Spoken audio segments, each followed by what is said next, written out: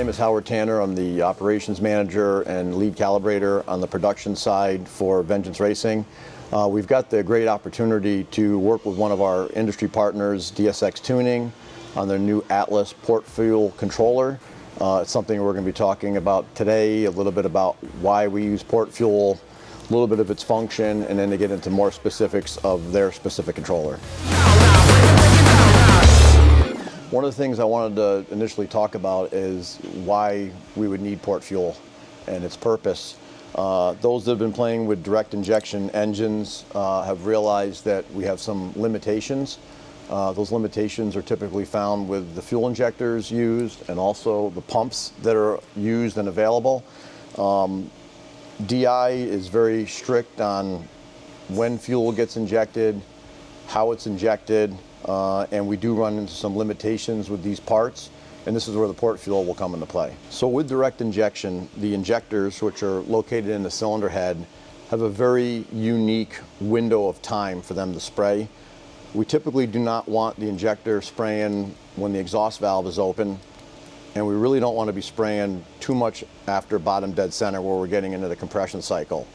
Because of this, you create a window, and that window is somewhat defined. A little bit of leeway in it, but if you look at a GM factory calibration and how they deal with the fueling, they typically like to keep the fuel spraying between 0 and 180, which is really the entire intake stroke. One thing that we try to do with the port fuel system is stay within that window and then allow the port fuel system to deal with all the extra fueling that we need to make up for it. This is a LT4 injector. It's GM's pretty much largest DI injector that they have. It's got some pretty good range to it. If you start pushing these injectors too far, you can lead into combustion problems. They can lead into engine damage.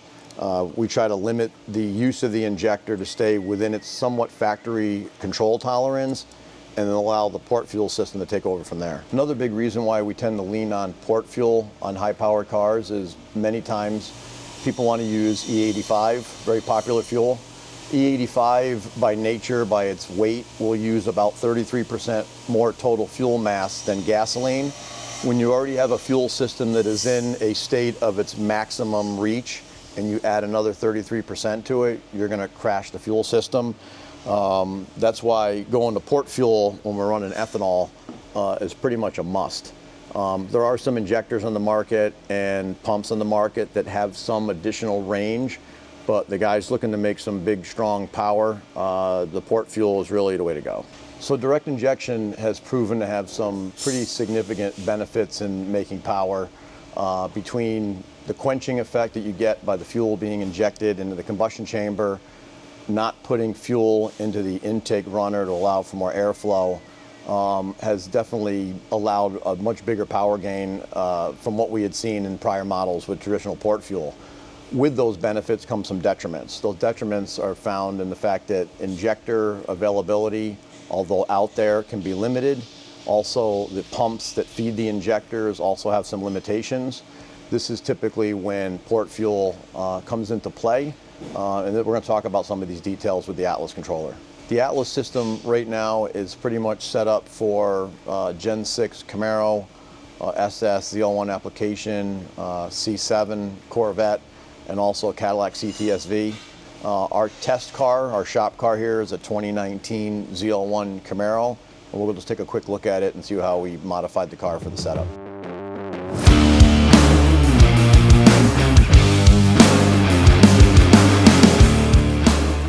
So what we got here is one of our shop cars. This is the 2019 ZL1 10-speed car. The modifications of this car are very typical for a lot of people. There's a ported set of cylinder heads, upgraded camshaft, the factory blower has been ported, long tube headers, cold air intake, kind of representative of a large majority of the customer base out there with LT4s. This is a car that we did have some larger injectors on and a bigger pump, and in doing the test with DSX, we decided to go back to all the LT4 stuff so we can let the DSX system actually work like it was designed to. So, typically a package like this will make, with an automatic, somewhere around 850 to 925 wheel. So this was a perfect specimen. Plus we're also running on an E85, which we talked about is going to use 33% more fuel mass than pump gasoline. So now that we've kind of walked through some of the mechanics of the installation, we're going to go and see a little bit of what's going on the backside within the data logging, and just talk a little bit about how the system works on the backside.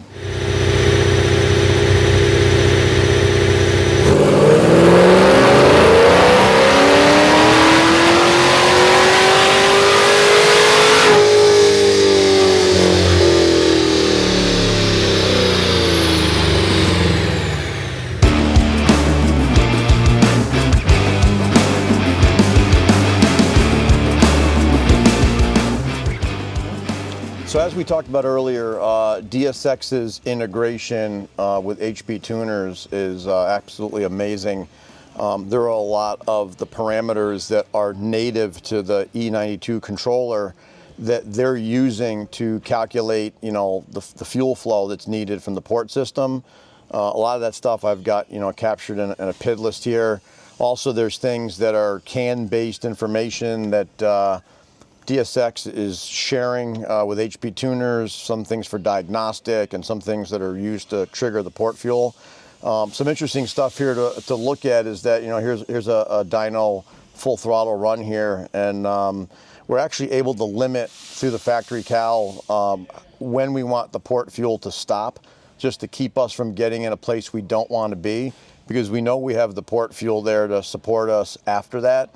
The way the port fuel system is actually set up is that, at about 180 degrees, which is bottom dead center, where you're pretty close to being done with the intake cycle and getting ready to do the compression cycle, that's about where the port fuel, exactly where it comes on. So what we're doing is we're trying to find this eloquent transition from DI not going off, it's still spraying, it's still active, but starting to limit it to where it is to stay out of a place it doesn't want to be, and then also allow the port fuel system to come on, which we can see in a couple parameters over here. So we also have the two wide bands that are now integrated in, so we got bank to bank, and being a closed loop system, the DSX Atlas system will just always try to hit that target, and we'll add pulse width and subsequently fueling as needed to hit the target, and we'll just keep on doing that till the cows come home. So, but again, it's way that it looks at how it calculates this final fuel sum,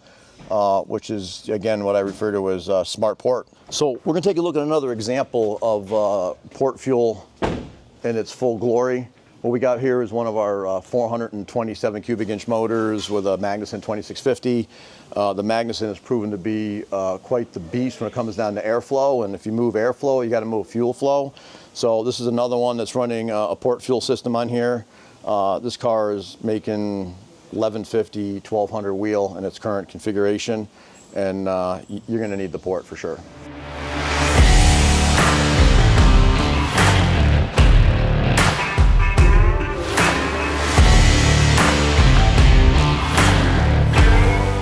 One of the things I really liked about the Atlas controller was the integration that it uses with the factory ECU. DSX has always done an amazing job of integrated parts. There's a lot of things that were done in coordination with HP tuners to allow certain data to be extracted from the factory ECU and to be used as part of the logic and how the port fuel system works. Being able to see all this information is quite eye-opening to show you the depth that they've put into this system to really make it a very integrated port fuel system, or what I call smart port fuel.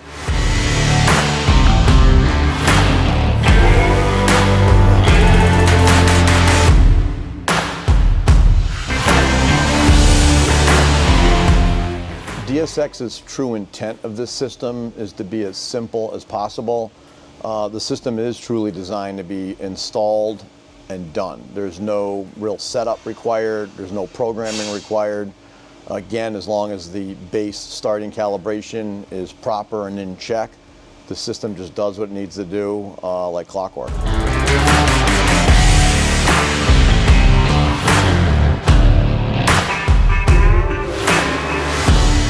So really in closing, we really appreciate the opportunity to work with the guys at DSX on this thing.